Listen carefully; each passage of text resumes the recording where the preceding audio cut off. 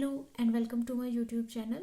हम लोग जो है क्वांटम मैकेनिक्स पढ़ रहे थे और क्वांटम मैकेनिक्स को ही आगे कंटिन्यू करते हुए एक आपका इसमें इम्पोर्टेंट टॉपिक आता है phase velocity and wave velocity.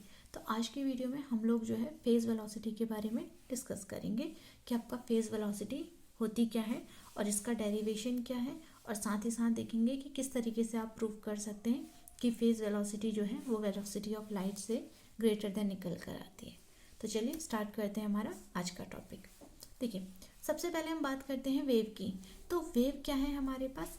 Wave आपका क्या होता है, डिस्टर्बेंस होती है। एक्चुअल में आप क्या करते हैं, जैसे आपने पानी में एक पत्थर मारा तो वो पानी में क्या आ गई, डिस्टर्बेंस क्रिएट हो गई, जिसकी वजह से आपको क्या दिखी, एक पूरी की पूरी एक तरीके से वेव जाती हुई दिखी। तो अगर आप किसी पॉइंट को क्या करते हैं, आप उसे डिस्टर्ब करते हैं, तो अपने इक्विलिब्रियम के अबाउट, जैसे ये आपका एक पॉइंट है, ये इसकी इक्विलिब्रियम पोजीशन है, तो ये इसके अबाउट क्या करेगा, प्रोपोगेट करेगा इस तरीके से, ये अपने पोजीशन पे क्या करेगा, डिस्टर्ब होगा। तो यही डिस्टर्बेंस, जैसे अगला पार्टिकल है फिर वो उसको डिस्टर्ब करेगा, अगला पार्टिकल है उसको डिस्टर्बेंस करेगा, तो यही डिस्टर्बेंस आपके आगे को एक रीजन से दूसरे रीजन में जाती रहती है। तो उसी डिस्टर्बेंस को हम क्या बोलते हैं कि ये वेव कहलाती है। अब जैसे ये समझिए आपका कि मैंने यहाँ पर ये बनाया, आपका ये एक वेव बनाई मैंने, ठीक है, ये मैंने एक वेव बनाई। अब इस वेव में सपोज कीजिए ये वाला पार्टिकल है, तो इसका हर एक पार्टिकल आपका क्या करेगा, उसकी फेस को रिप्रेजेंट करेगा। तो फेस क्या होता है किसी भी वेव का, आपका जो भी आपका पार्टिकल है जो भी डिस्टर्ब हो रहा है उस टाइम पे वो उसका क्या है, फेज है। तो उस फेज की वेलोसिटी किसी एक टाइम पर, जैसे एक टाइम टी है आपका, उस टाइम टी पर ये जो फेज है आपका, इसकी क्या वेलोसिटी है, इसके बारे में अगर आप बात करेंगे तो वो वेलोसिटी आपकी क्या कहलाएगी, फेज वेलोसिटी कहलाएगी। तो फेज वेलोसिटी आपकी क्या हो गई, velocity with which the phase of a wave propagate through medium at certain frequency. अगर आपकी कोई एक वेव जा रही है तो उस वेव के संग आपका जो फेज है, वहाँ पे उस पार्टिकल जो है या आपका जो भी फेज है वो किस वेलोसिटी से आगे को जा रहा है, वो आपका क्या कहलाएगा, उसका फेज वेलोसिटी कहलाएगा। तो चलिए फेज वेलोसिटी का अब हम लोग जो है डेरिवेशन देखते हैं। देखिए, मैंने यहाँ पे एक साइनोसॉइडल वेव ले ली, जैसे मैंने यहाँ पे ले लिया है आपका साइन, ठीक है, तो equal to a sine omega t minus k x. तो इसमें ये जो होता है आपका, ये किसको दिखाता है, आपका फेस को रिप्रेजेंट करता है। यहाँ पे अगर मैं लिख दूँ तो यहाँ पे फेस क्या है हमारे पास, जिसको हम फाई से भी डिनोट करते हैं, omega t minus k x. अब मैंने यहाँ पे मान लिया है कि मेरे पास जो है कांस्टेंट फेज है। कांस्टेंट फेज समझिएगा क्या है, जैसे कि ये आपका क्या है, यहाँ पे वेव है, मैंने दो फेज ले लिए जो कि आपके क्या रहे हैं, कांस्टेंट आ रहे हैं।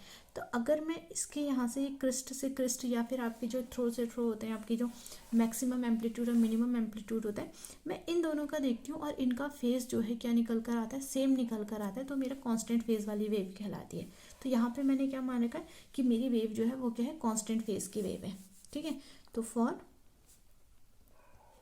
कांस्टेंट फेज के लिए हमारे पास क्या होता है कि इसमें चेंज जो है वो जीरो हो जाएगा। तो d phi by d t कितना आ जाएगा हमारे पास, जीरो आ जाएगा। तो मैं यहाँ से d phi by d t निकालती हूँ, तो ओमेगा टी का करूँगी तो कितना आ जाएगा आपका, वन आ जाएगा, माइनस का के, इसका कितना आ जाएगा, d x by d t equal to zero. ये निकल कर आ गया यहाँ पे ओमेगा माइनस के। अब ये क्या है, D x by d T, हमने फेज के लिए लिया था, तो ये वेलोसिटी के टर्म में, तो इसे हम क्या बोलते हैं, phase velocity equal to zero. तो यहाँ से अगर आप फेज वेलोसिटी निकाल के देखते हैं, वो हमारे पास कितनी निकल कर आती है, ओमेगा अपॉन के। और अगर आपने पीछे 11th-12th में पढ़ा होगा तो आपको पता होगा कि ओमेगा इज इक्वल टू कितना होता है हमारे पास, 2 पाई न्यू होता है, और साथ ही साथ आपका के इज इक्वल टू कितना होता है हमारे पास, 2 पाई अपॉन लैम्डा होता है। तो अगर मैं इसको उसके फॉर्म में लिखना चाहूँ, न्यू और लैम्डा के फॉर्म में लिखना चाहूँ, तो कितना आ जाएगा, 2 pi nu upon 2 pi upon में लैम्डा आएगा, लेकिन ये कहाँ चले जाएगा, आपका ऊपर चले जाएगा, तो इससे ये कैंसिल हो गया। V p is equal to क्या आ गया, न्यू इंटू लैम्डा, ठीक। अब मुझे क्या करना है, इन टर्म्स ऑफ, इसे किस में लिखना है, एनर्जी एंड मोमेंटम। मुझे इसे किसके टर्म में पढ़ना है, एनर्जी और मोमेंटम के टर्म में मुझे इसे पढ़ना है। तो E इक्वल टू कितना होता है हमारे पास, एच न्यू होता है, ठीक है। तो न्यू इक्वल टू कितना निकल कर आ जाएगा हमारे पास यहाँ पे, E अपॉन एच। इसी तरीके से आपको पता होगा P इज इक्वल टू कितना होता है, एच अपॉन लैम्डा होता है। तो यहाँ से लैम्डा इक्वल टू कितना आ जाएगा, एच अपॉन पी निकल कर आ जाएगा। तो मैं यहाँ पर ये वैल्यू पुट करती हूँ, तो मेरे पास वी पी इक्वल टू कितना निकल कर आ जाता है, ई अपॉन पी। यहाँ पे देखिए न्यू की वैल्यू अगर मैंने पुट करी तो ये आपका ई अपॉन एच आ जाएगा, यहाँ पे आपका एच अपॉन पी आ जाएगा, इससे कैंसिल हो जाएगा। तो वी पी इक्वल टू कितना आ गया हमारे पास, ई अपॉन पी। ये निकल कर आ गई हमारे पास फेज वेलोसिटीज़। अब ये फेज वेलोसिटी के हमारे 3 फॉर्म निकल कर आ गए, तीनों तरीके से मैंने आपको निकाल के दिखा दिया कि फेज वेलोसिटी कैसे निकालनी है। अब हम बात करते हैं कि फेज वेलोसिटी जो है, जो आपकी स्पीड ऑफ लाइट है उसको उससे ज़्यादा होती है, ये आपने कैसे प्रूव करना है। तो इसको प्रूव करने के लिए सबसे पहले हमारे पास क्या होता है, हम फॉर्मूला लिखेंगे E इक्वल टू क्या होता है हमारे पास mc², ये फॉर्मूला होता है, ठीक है। दूसरा हमारे पास P इज इक्वल टू क्या है, mv है। अच्छा, अब ये हमने किसके लिए ले रखा है, एक पार्टिकल के लिए यहाँ पे ले रखा है, क्योंकि हम डी ब्रॉगली वेव के लिए यहाँ पे देख रहे हैं। अगर आपने पढ़ा होगा पीछे तो डी ब्रॉगली हाइपोथेसिस आपने जरूर पढ़ी होगी, वो यही बोलती है कि हर एक मैटर पार्टिकल से रिलेटेड क्या होती है, वेव होती है। तो हमने उसके लिए ये v जो है यहाँ पे पार्टिकल की वेलोसिटी, जिसके लिए हम ये वेव देखना चाह रहे हैं, और उसकी एनर्जी कितनी आ गई, E इक्वल टू mc² आ गई। तो अगर मैं उसके लिए एक फेस की वेलोसिटी देखूंगी यहाँ पे, तो कितनी आ जाएगी, E/P निकल कर आ जाएगी, जो कि कितनी आ जाएगी, mc²/mv, यानी कि c²/v। अब हमें ये पता है कि v जो होता है वो हमेशा c से छोटा होता है, क्योंकि जो आपकी पार्टिकल है, पार्टिकल की वेलोसिटी या आपका जो आपने जिससे भी एसोसिएटेड वेव ले रखी है उसकी वेलोसिटी हमेशा स्पीड ऑफ लाइट से क्या होती है, कम होती है।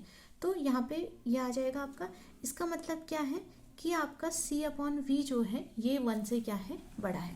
तो अगर c/v आपका 1 से बड़ा है, तो ये देखिए c/cv ये 1 से बड़ा है, इसका मतलब ये vp क्या आ जाएगा आपका, vp आपका c से क्या आ जाएगा, बड़ा आ जाएगा।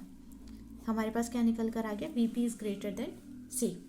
बट क्वांटम मैकेनिक्स के अकॉर्डिंग आपकी कोई भी चीज़ की वेलोसिटी जो है वो स्पीड ऑफ लाइट से ज़्यादा नहीं हो सकती है। क्यों नहीं हो सकती है, क्योंकि अगर आपकी एक सपोज कीजिए एक पार्टिकल है आपका, ठीक है, ये किसी वेलोसिटी से जा रहा है और उसने वहाँ से क्या डाली, वेव डाली, और अगर वो वेव इतनी तेज़ जा रही है कि वो स्पीड ऑफ लाइट से ही तेज़ निकल गई है, तो इसका मतलब वो क्या हो गई है, वो आपके पार्टिकल से क्या निकल गई, काफ़ी आगे आ गई है। तो ऐसा आपका पॉसिबल नहीं हो सकता। इसलिए हम कहते हैं क्वांटम मैकेनिक्स के अकॉर्डिंग कि किसी भी जो आपकी कोई भी चीज़ है उसकी वेलोसिटी लाइट की वेलोसिटी से इंक्रीज नहीं कर सकती है। तो यहाँ से ये बात निकल कर आती है कि इसका मतलब जो हमारी डी ब्रॉगली वेव्स हैं, जो आपका डी ब्रॉगली पार्टिकल है, एक मैटर पार्टिकल है, उससे रिलेटेड सिर्फ एक वेव नहीं होती, उसको हम उससे एसोसिएटेड सिर्फ एक वेव नहीं समझा सकते। इसका मतलब ये है कि उससे एसोसिएटेड नंबर ऑफ वेव्स होती हैं, और उसके सुपरपोजिशन या आपका कह सकते हैं सुपरपोजिशन के थ्रू जो आपका कंस्ट्रक्टिव और डिस्ट्रक्टिव इंटरफेरेंस निकल कर आता है, वहाँ से आपका जो है वेव पैकेट का निकल कर आता है, जिसके बारे में हम लोग नेक्स्ट वीडियो में डिस्कस करेंगे कि वेव पैकेट क्या होता है और आपका जो है वेव वेलोसिटी क्या निकल कर आती है। मिलती हूँ आपसे नेक्स्ट वीडियो में, तब तक के लिए टेक केयर, गुड बाय।